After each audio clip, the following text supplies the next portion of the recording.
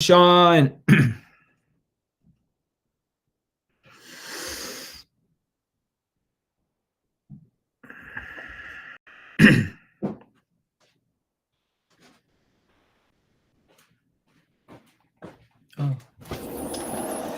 Oh, here we go. Yes, we are live. But even though we're scheduled to go live right here, right now, there was going to be an interview. I thought I would still come on here. There have been some personal challenges that I'm sending my very best out to Claudine. Make sure she gets her situation handled. But seeing I was here, we'll just reschedule the interview, you know. So we had it planned. She was really excited about coming on, asking me questions. So I thought what I would do is handle any questions that come here live, so you guys can put it in the comments on whatever feed that you have here, whatever platform you're watching it on. And in the meantime, I want to tell you 5 things that I would do if I was to start again in property. Or start again in business, start again in property. Basically, if I was to start again, no contacts, no money, can't really say no experience because now I have the mindset of it. But let me know any questions. First of all, let me know where you're watching it, what platform you're on. Just put it in the comments. As soon as you comment, it will let me know. And let me know where you are in the world.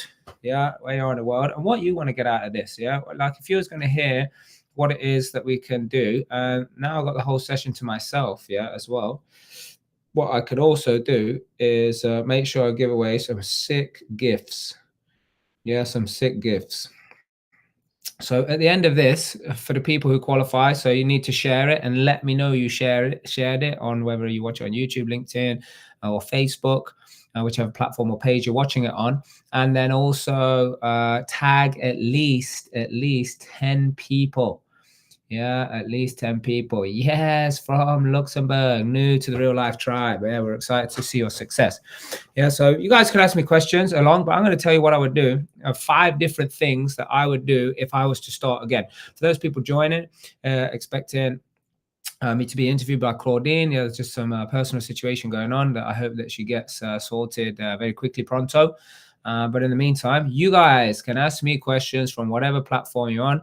And then here's some of the prizes. So to qualify to get any of these prizes that we're going to do kind of like raffle style is some coaching. Yeah, it can be some coaching, one-on-one coaching from our certified coaches. It could also be my book. Yeah, my book. It could also be some online products. Yeah, some online trainings that will really help you set up your business and rock it. So, yeah, so but to be in it for a chance to win, by the way, you got to share this podcast, share this live, this feed, whatever it is you're watching, and hit at least 10 people up. Put them in it, like tag at least 10 people. Yeah, I'll be able to see that come up, but you got to let me know that you shared it, right? And then you'll go into the prize draw. Or it also could be some of the very latest high quality merchandise as well that you can order from our store. So whoever's going to win tonight is going to win for free. Yeah, but let me know. You got to tag at least 10 people in there in the comments and hit the share button as well. Yeah, so what are 5 things? And by the way, you can ask me any question as well for the length and duration of this podcast. But what would I do if I was starting again? Yeah, so ask me what you want me to start again in, but I'm going to start with if I was to start again in real estate or property investing, what would I do? What would I do? And then we can even ask and figure out, is it anything different to how I actually did it? Yeah, but now knowing what I know, now knowing there's so many ways to make money, by the way, I'd be excited. And actually I have started again. Yeah, I have started again many times. I've started again in new areas around the UK, new areas around the world. I've started in new strategies, not just real estate investing. Like, you know, like you could say it's really easy to transition to a buy to let or do a HMO or do a service accommodation. But I also transition into larger things as well, and hotels and resorts, and going through all the due diligence and basically buying businesses. Obviously, I've got experience in business. but not in the hospitality sector. So here's what I would do if I was starting again from scratch.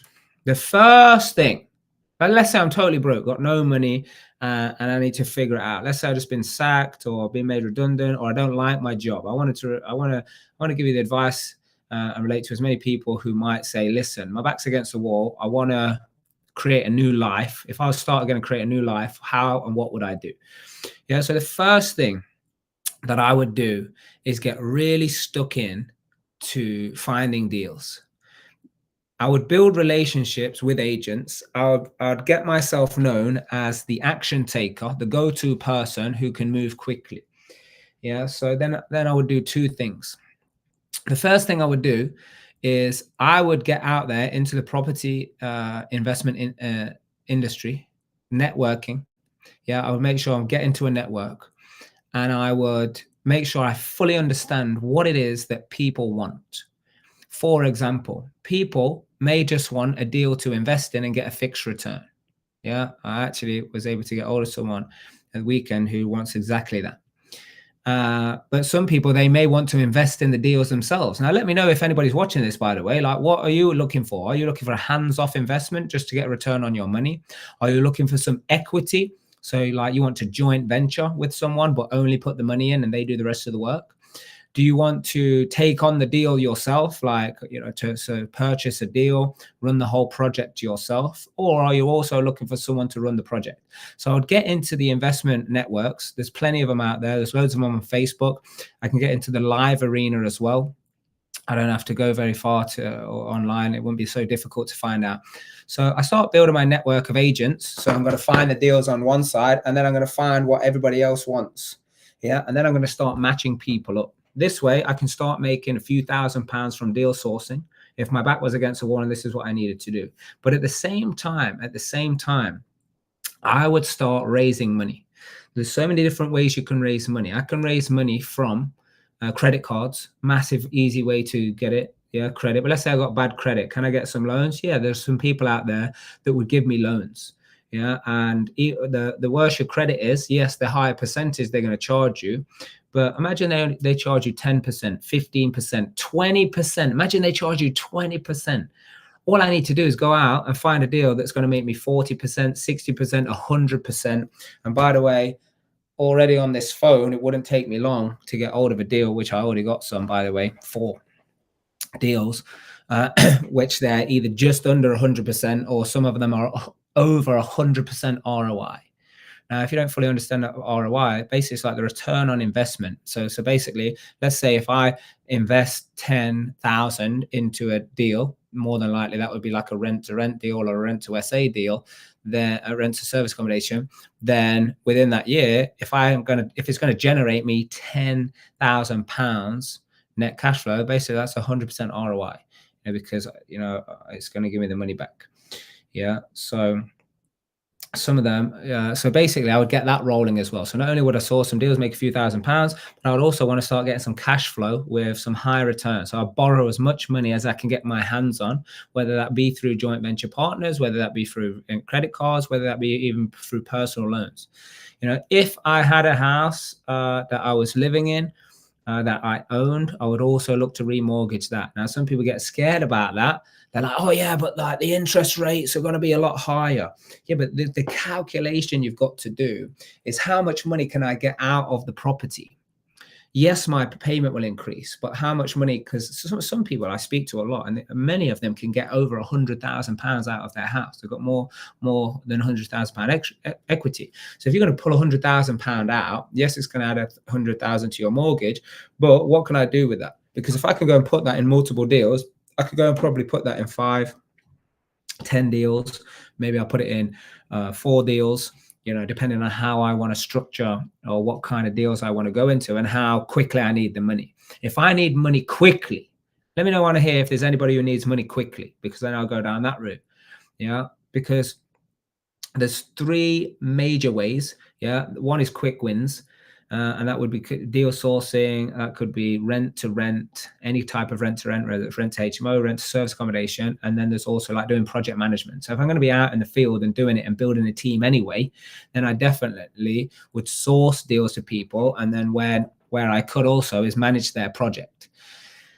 I would be building the teams to do my own projects anyway. So for me to then just benefit from the economies of scale and then do some more people's projects, that like I've taught many people to do that. So I know if I was starting again from scratch, that's another thing I would do. But I would also start my purchasing route, because this is then like a quick win is the one I said, the three, right? So the first one is a quick wins, and then the second one is like medium return. So basically where I'm going to start to see the benefits in the next 12 to 24 months. That's what I class as medium returns. So some good tasty flips could do this. I mean, sometimes you can get returns in 6 to 8 months on flips. But like if I say a year, get some tasty returns, I'm thinking 50K plus. Anything less than 50K, I can normally do that with a bit of a, lighter refurbs. But I always want to add a bedroom on a flip. So if it's a 2-bed, make it a 3-bed. If it's a 3-bed, make it a 4-bed. Why? Because it makes the gap bigger. Anyone who's been attending my training, I always talk about the gap. It's not about what the price of the property is. It's how big can the gap be? Yeah, how big can the gap be between what it's going to cost me to buy and renovate versus what it will be worth at the end? I mean, I know it sounds very simple, but a lot of people, they get sucked into, I want to buy a property that's only 100,000 or 150,000. It doesn't matter how much you buy it for. It matters how much the gap can be. And in fact, spending more money on properties and doing it up and creating more value is a bigger way of how to make more money. A lot of people, they miss out on the big, tasty income because they are scrimping and scraping, either trying to do it all by themselves, or trying to spend less all the time and cut costs, cut corners, all this jazz. Try and negotiate everything out the deal. What that does is really limits how many properties you can go and buy, because you're always looking for a deal. Second thing is you're negotiating with every freaking else, brokers, solicitors. So you're always getting the cheapest people, and the cheapest people ain't going to give you the best job, especially when you go into the contractor and the builders. So the construction teams, you want cheap there. Cheap today is not cheap tomorrow, my good friends. Yeah. So by the way, if you want to win, anyone listening or watching here, you want to win any of the following: one-on-one coaching. 3 months one-on-one coaching. Maybe we even give you a ticket to some training. Some 2-day trainings. We've got 4-day trainings coming up over the next few months. We may give you a book. We may give you some merchandise. We maybe give you some online. So if you want to be in for this, just hit the share button on whatever platform you're watching this. Let us know that you've done that. And then you got to tag at least 10 people. 10 people. Into whatever platform you're watching. Someone say, can someone send the link? You mean the link to this? Yeah. I mean, if it didn't go out in your emails, I mean, it normally does. But if it didn't, I would check into that and we'll make that happen next time. Yeah. So what else are we going to do? If I was starting again, as soon as I would be getting, things going, I would hire a dedicated bookkeeper. Straight away, and some people, they don't do this because either they don't make money or they don't know how to build a team. They don't know how to build a business. But you have got, like so many people, they're on top of their numbers when they're doing the due diligence. Not everybody, but most people, they're on top of their numbers. They do the due diligence. But then as soon as the freaking business is happening, as soon as the deals are happening, then they're no longer taking care of it anymore. And that's why projects slip. Yeah. So if I was starting again and I wasn't capable of doing the project management, so you got to ask yourself, if you're just starting, am I capable of running a project? Because if not, you've got to get a project manager, and they're worth their weight in gold if you get the right ones, if you get the trained ones, if you get the ones where their reputation to get your project right is worth more than the few £1,000s you're giving them, the 10, the 50, and the £20,000 that you're giving them. If their reputation is worth more than that, meaning they are building a business, they're not just doing a few here or there, one hit wonder, made a few thousand, messed it up, but still they made their money. Yeah, then definitely freaking worth it. Yeah. So let me know what's coming to mind here. Yeah, what's coming to mind to the private Facebook group and to everything. Yeah, very good. Oh, nice one. Yeah, I can see lots of people want to qualify for winning the goodies. Yeah, winning the goodies. Yeah, so hit the share button, tag at least 10 people. You've been with a chance for a raffle at the end of people. You got to share it, yeah, and do it. Yeah, share it and do it. Share it and do it. Yeah, okay. Rightio. So what else would I be doing if I was starting again? So yeah, the quick wins, I would get the quick wins of the deal sourcing and my rent to essays happening. I'll be raising and getting my hands on as much money as possible. Yeah, credit cards, personal loans, remortgaging, sell stuff. Oh my God, sell stuff.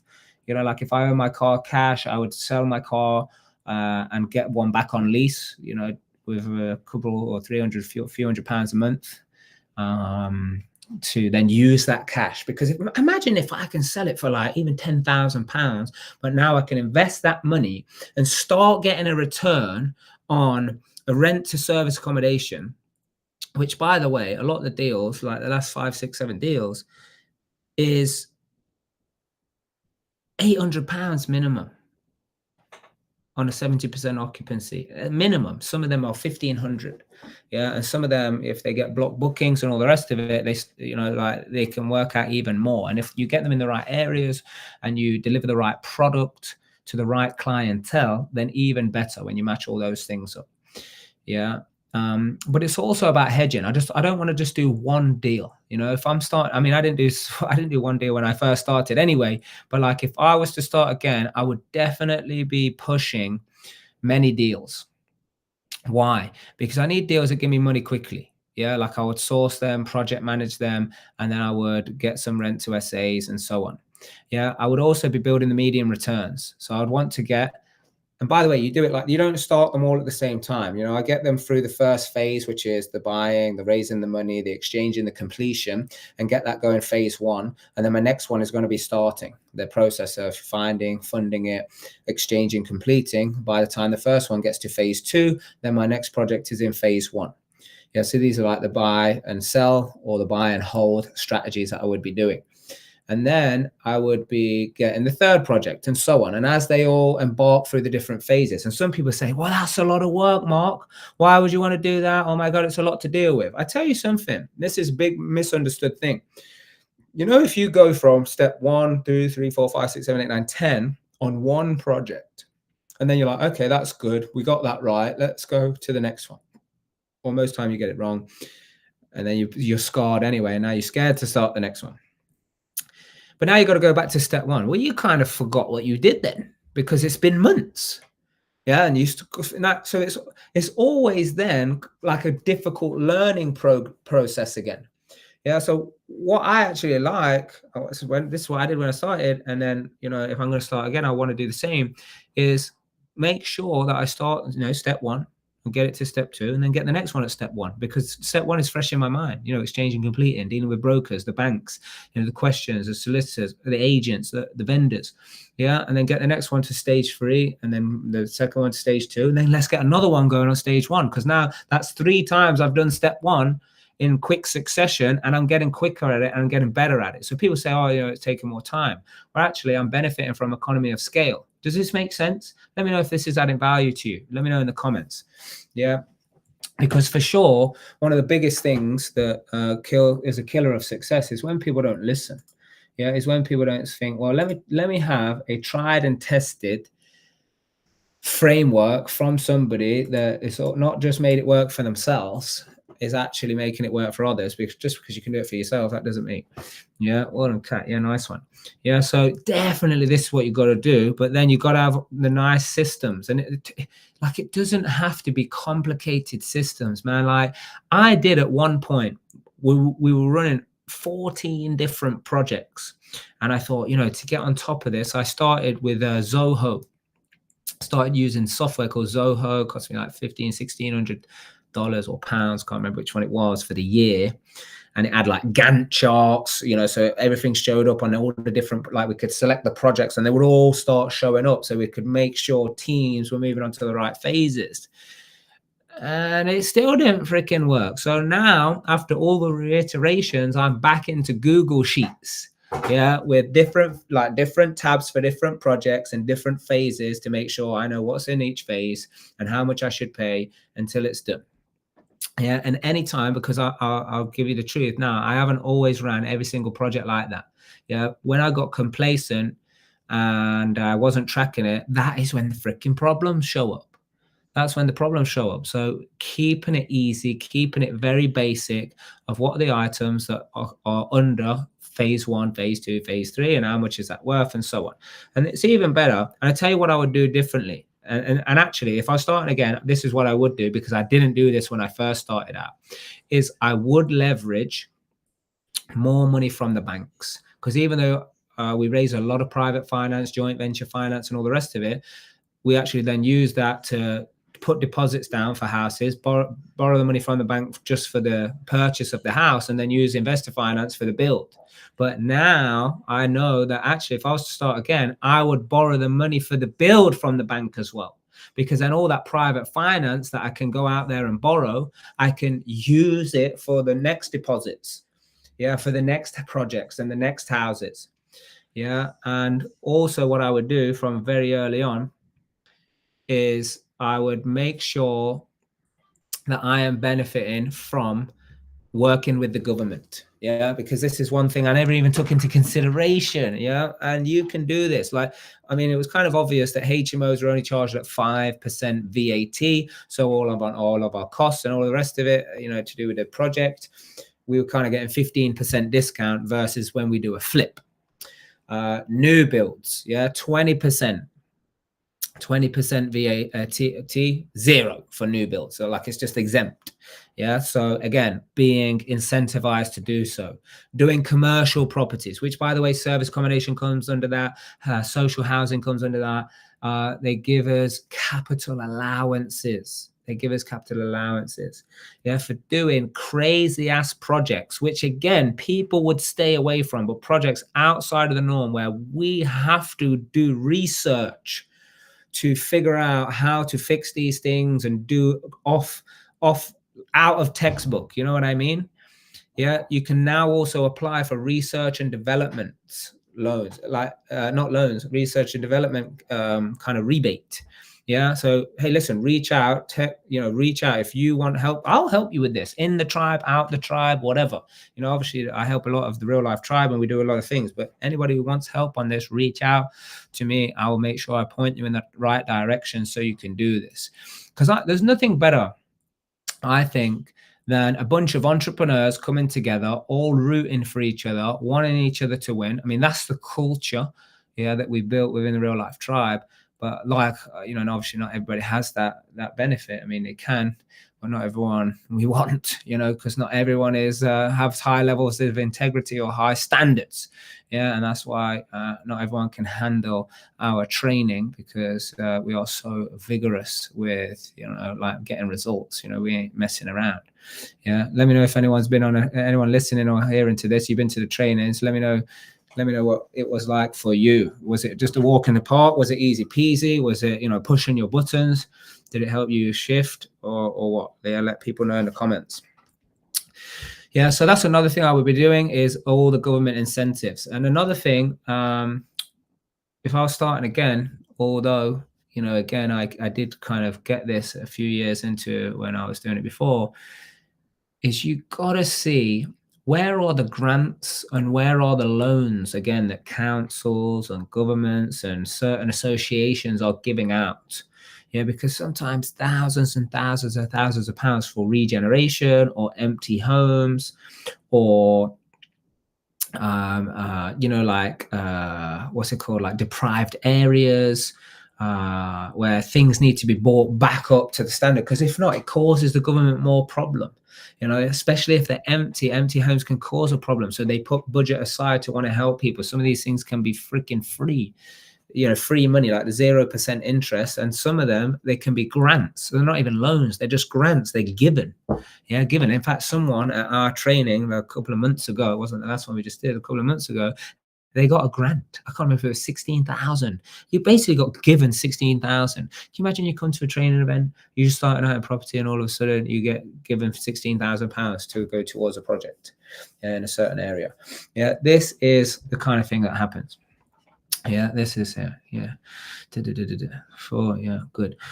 So hey, what else would I be doing? And by the way, let me know if you've got any questions. Let me know if you've got any questions that, hey, this question, I want to either get started, or I got this fear, or I got this challenge, or, you know, I started, but I've stumbled and I've stopped. Like, what question do you have right now? Because I don't think there's anyone that we can't help. I don't think there's anyone right now, because it ain't about just saying, ain't about just saying, yeah, let's make some moves, let's invest in property, yeah. Or it ain't about knowing all the, like, oh, I need to know the entire plan, what's you know, the next 55 steps. No, it's about knowing the next 3 or 4 or 5 steps. I mean, yeah, you got to trust that, okay, after I've done the first 5, I need to know the next 5. But one of the biggest things that stops people is they think they got to know everything. You can't know everything. You know why? Because knowing only comes from doing. Like, if I tell you something you don't know, I've given you insight. Like, look at all these books. You know, this book is not knowledge. You know, this is a big mistake people make. The books are not knowledge. The books give me insight. If I turn that insight now and use it to better my experience, meaning I take the insight and I can create a better experience in business or negotiation or whatever, now I'm gaining knowledge from the experience. Experience is the only teacher. Yeah, that is it. What's this question here? I want to flip a property, but I'm worried it's going to really stress me out. Well, look, if you're going to get, well, let me ask you now, are you stressed now? You know, and that's why would I ask that as the first question? Because if you're stressed now, then which stress do you choose? You choose the stress with your current situation, yeah, or you choose your stress where you're going to learn lots of stuff and make some money. You know, because I've done flip projects that have gone drastically wrong, you know, totally wrong. Like, I got to the end of one before, just about to sell it. So let's say, can I have the building control, and then we're done. So then I ring up the builder and say, hey, we just need the building control sign off. And they said, oh, I thought you were dealing with that. And we got to the end of it, and there was no freaking building control. So, like, we didn't even notify them. We'd done a loft conversion. We'd gone out in the back. And some people like think, oh, this is terrible. Listen, I made these stupid mistakes, and that's why I want to help people not make these mistakes now. Yeah, so we were finished. We had to drill holes in it, reboard things, replaster it, repaint. We had to drill inspection holes, see the insulation was there, the right wood had been used, the right strength, and all of this had been used. Yeah, and in the end, we still made £14,000, even though we totally freaking messed it up. Yeah, so when you do your numbers properly and you build in enough of a gap, then even when things go wrong, like I always say, I don't teach people how to do things when they're going right. I like to equip people how to handle it when, not if, but when it goes wrong. Yeah, because a lot of people, you know, they'll come online and there'll be lots of videos of this is how to do this, this is how to that, but there's very little of how to handle the problems. Yeah, and I actually love the problem. I think I attract them.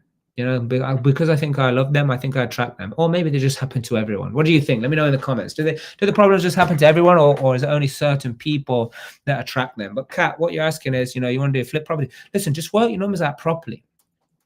Yeah, and what you do is you work out your primary exit for that deal would be, yes, you want to sell it. But what you would also do is work out the numbers and say, well, if I didn't sell it for the price that I actually want, yeah, then can it still work as a buy to let? So then we do the research on, well, what would the rent be in that area for that type of property once you're finished?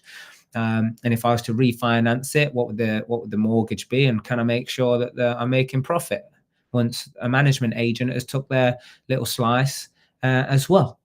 Yeah, because if I can do that, then it means I can hold on to the project, hold on to the property for as many years as I need to until it does come up in the market, either higher value now because it's many years down the line, or just the market's a bit more riper for the selling, and then I can sell it. Yeah. Obviously, you got to do your research, but then also it's good to compare. Like, don't sit there and do it yourself. I've had many people just go into deals and they sit there, like, you've got to be able to soundboard with other people who know what they're doing, who have done it, who I like to call the trigger pullers. Yeah, you can't just take advice from professionals. Yeah, there's the brokers out there. Yeah, there's a solicitor. I mean, my solicitor every time, she's brilliant, by the way, world class, world class. Yeah, and if I listen to her, I wouldn't do any deals. But if she's doing her job, she has to give me the professional advice up there. Here's the risk. What about this? What about that?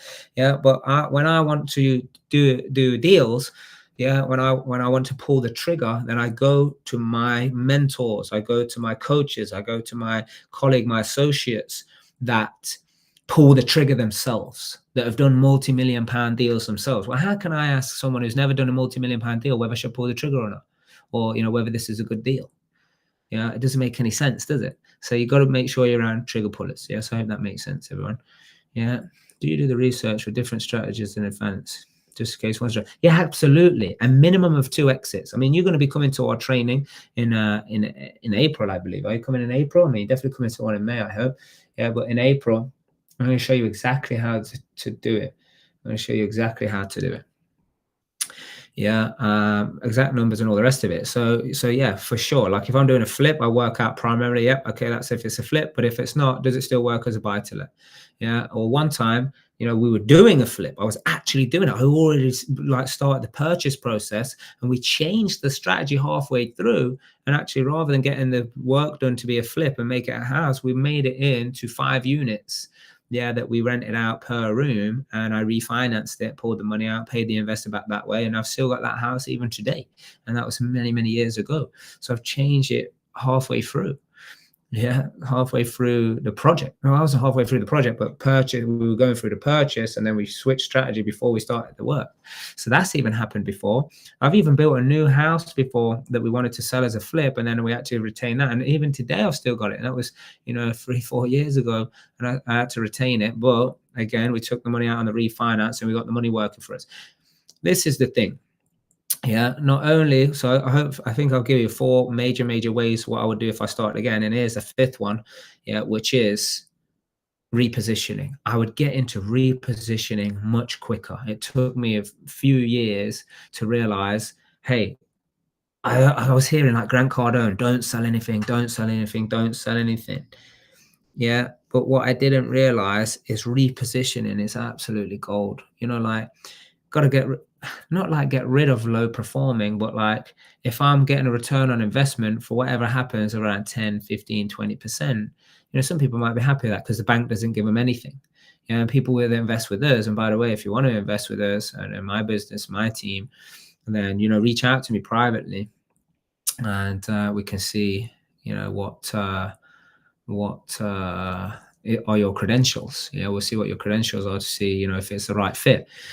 But when people, so if I see my deals only making 10, 20%, but then I'm like, look at like all my new deals. I'm like, yeah, but hold on, like, look at this. Like this one's making 50%, this one's making 80%, this one's making 100%. The repositioning of my existing equity, either I go refinance and pull it out, yeah, so because I want to put it into these other deals, or I do let it go and I sell, so I then can reposition the money to get better returns. Because it's all about longevity.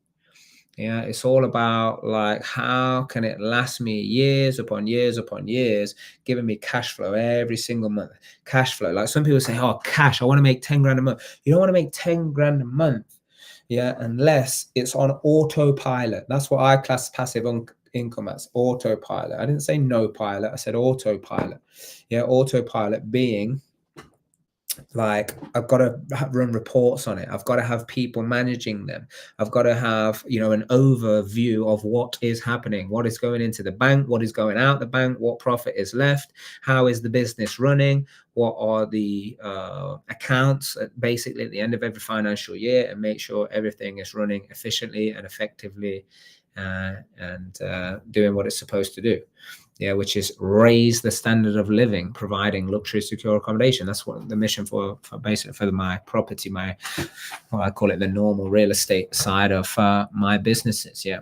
So let me know if you've got any more questions before we start wrapping this up. We have got still a bit of a while. Just for those people that thought they were tuning in for me to be interviewed by Claudine, who's one of our most successful tribe members, as well as one of our real life results coaches. She's had some personal situations yet to deal with. So she's absolutely doing that. I'm sending some love and energy out to that.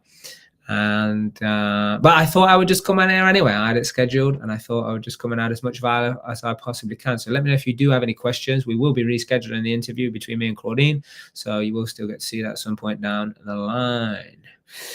So let me see what questions we got you down. When do you think bookings will pick up for rent to SAs?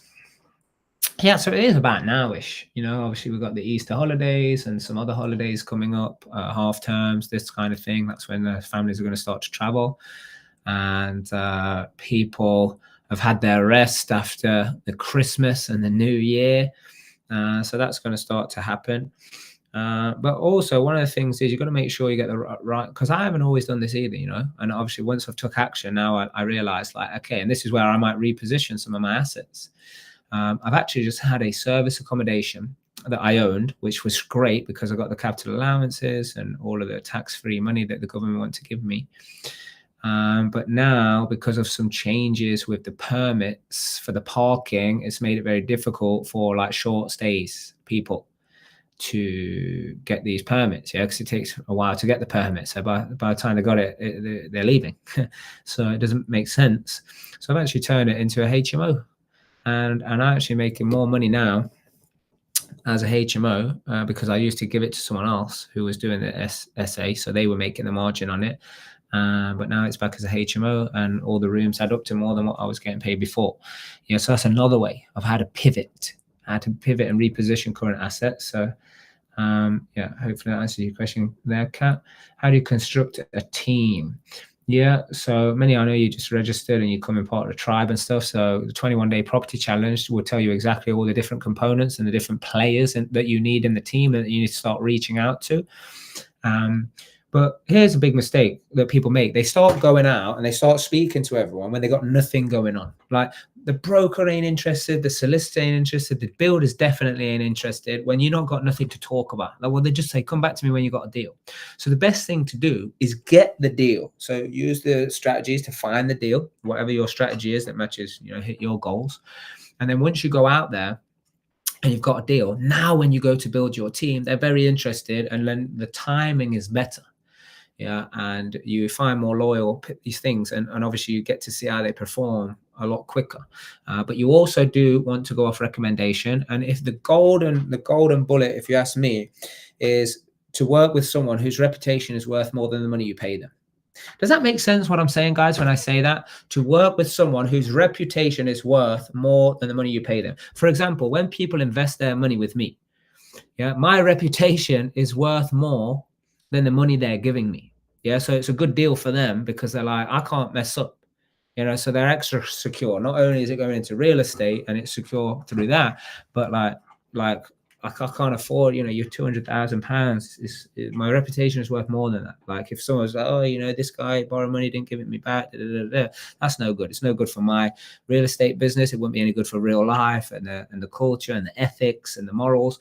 So my reputation is worth more. Does that make sense? So like if you got to have a builder whose reputation, because they want to continue to do work for many people, so they're not just a one-man band, if their reputation is worth more than the money they're making on the job, the margin they're making on the job, because you've got to imagine the £200,000 you're paying them, they don't keep that. They don't keep that. So whatever their margin is, if their margin is not it, their reputation is worth more than the margin they're making. Hopefully that makes sense. Okay, good. What else we got?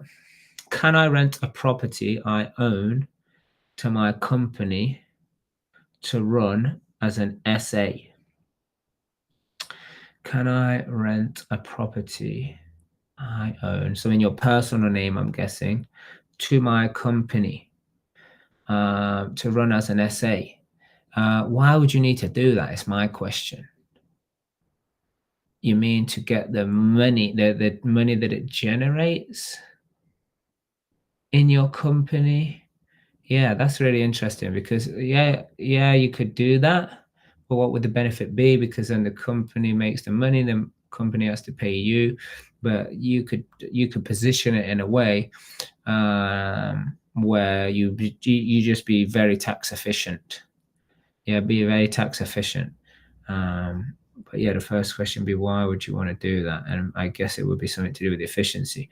Yeah, but also they just changed the rules for people who are owning service accommodations, just like they did anyway with all rental properties. Now all the people that own houses that are and I think the reason they've started to do this is because so many people were just renting their rooms out, renting their houses out, and there was no tax in it for the government. Yeah, so now they've just wanted to say we're changing the rules so we can tax your ass on it. Yeah. Okay. Good. Let me know if that answers your question. I sat on the floor in the gym watching this. More important than my workout right now. Well, good job. Yeah, good. I mean, you can still do your workout. Just put it in your ears. You don't need to see anything. You just need to hear it.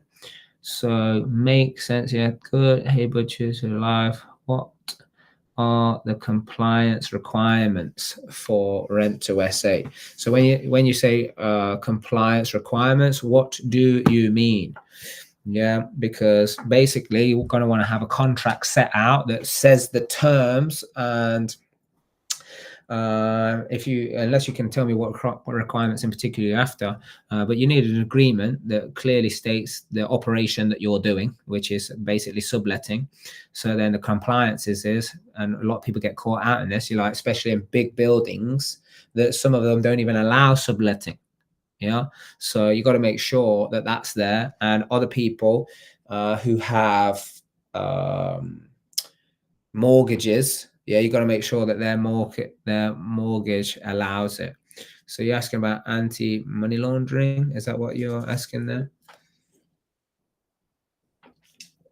Because I'm not sure that is what you call it, designated to Rent to SA. So if there's a particular question, but obviously you are going into the mastermind where obviously there can be some to and fro in, so you can have a conversation. So get into the mastermind at 8, ask that question. Yeah, ICO is if you're handling the data. So all of my property companies have registration with the ICO because we're handling tenant data. But that's not very much, 40 or 60 pounds a year or something like that. Can't remember. Something along those lines. Yeah, so let me know if that answers that. And yes, to claim more capital allowance. Oh, okay, I get you. So then your company would have to own it.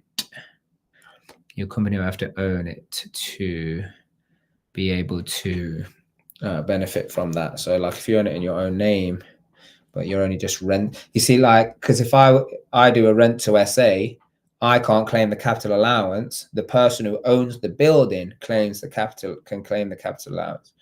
Yeah, but actually, coming to think of it just now, we actually have got a couple of specialist people within the real life tribe that they literally specialize in the claim of capital allowance. So they are the ones to probably answer that better than me. So I might get these guys back on it actually, because it's probably been over a year. When I logged on here, by the way, it says just using this software, because I've done a few podcasts without this, but it said we've done 196 of the episodes just using this software here. So yeah, we've been going for a good while now. And some of them we've done on Zoom, and some of them we've just gone directly onto Facebook and things like that. So yeah, absolutely. So anyway, at least we had a good chin wag and we didn't do nothing. Hopefully it's added some value to you. So, hey, listen, I'm just going to give you a few more things that will help you get started or help you get restarted if you've already been out there and you've come onto a stumbling block. So last chance to get yourself into the prize draw. So you need to tell us you've shared it on whatever platform you're watching it on and tag at least 10 people. Go ahead and do that. Get yourself in the prize draw before the end of this, where we're going to do the little raffle so you guys can be winning. Yeah, so go ahead and do that. I'm going to be giving either way free coaching or one of my books or an online training program, and also merchandise. Yeah, some merchandise. Yeah, so yeah, training, coaching, book, online program, merchandise. Very good. Yeah. Oh my goodness. Yeah. So what a little other bits of gold.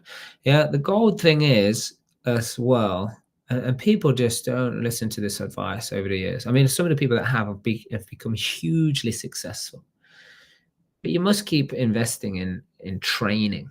Yeah, and I mean it's got to be real training, like going to the gym.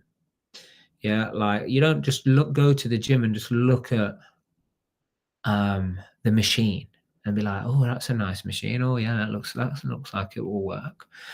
I mean, if you're involved in masterminds, you've got to be involved in masterminds, asking questions because you're doing something, because you're finding deals, you're out in the marketplace, and then when you come and ask questions, that's like, "Oh, I'm lifting the weights. I'm lifting the weights. Am I lifting the weight right?" You can't just say, "Yeah, yeah, that's how you do it." Like until you start lifting, until you start doing it, until you start feeling like, "Okay, I've done some work here." Just like I've got to feel like I've done some work. Go to find the deals.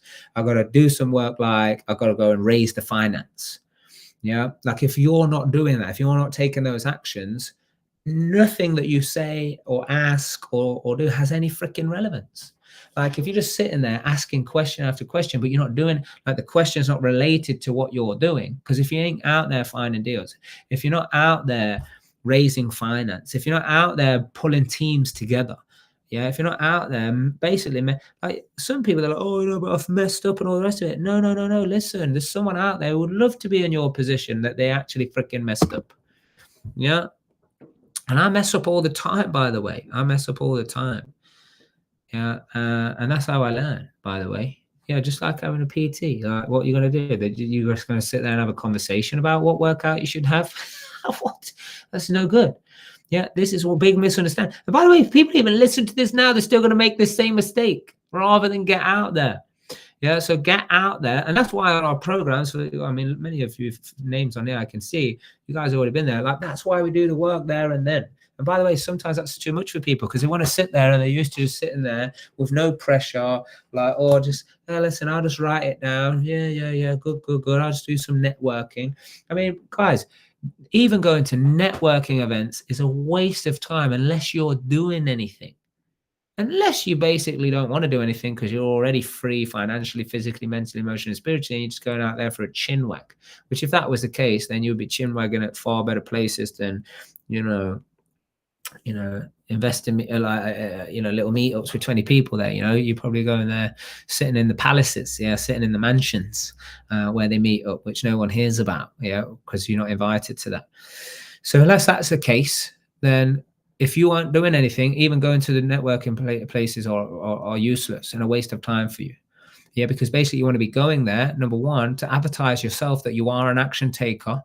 Like people want to be associated and around the people who are winning.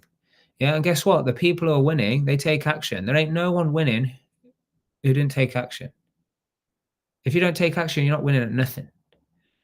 Yeah, except you're probably winning at doing nothing. Winning at being lazy, couch potato. Maybe you're winning at that. Yeah. So that's the last thing I want to say. So thank you so much for everybody being on here. Now I normally ask my guests to pick a number. Yeah. So you need to give me a number, 1, 2, or 3. Yeah. And the first number to come up here.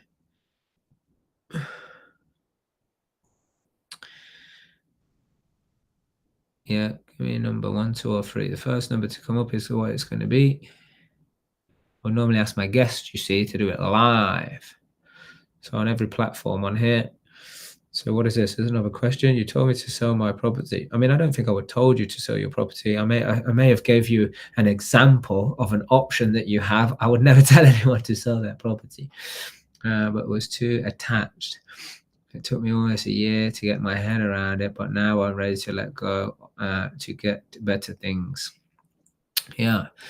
I mean, it's either sell, it could be refinance, it could be whatever.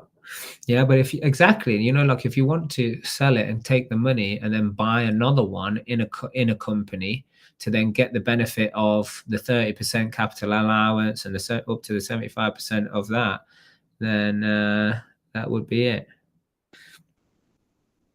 Yeah, where are the numbers? Does anybody put the numbers in? I didn't see any of the numbers. Put the numbers 1, 2, or 3. Put 1, 2, or 3. 1, 2, 3. Yeah, put the numbers in there, guys. So before we wrap this up, you guys have got 9 minutes before you go into the mastermind. Yeah, Sasha, exactly. Yeah. So that's it. Okay, good. Thank you, Hood. How did you get 69 from pick 1, 2, or 3? That is some freaky maths. Yeah, freaky maths. So we've got the winner. We've got the winner. Yeah. Now you need to give me a number of 1, 2, 3, 4. Yeah, or 5.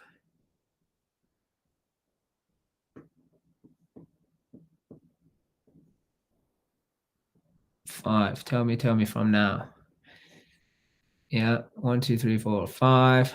And then I'm going to tell you who it is and what they won. And Ian, you was out the blocks again. So basically, Ian has selected this person and selected what they won.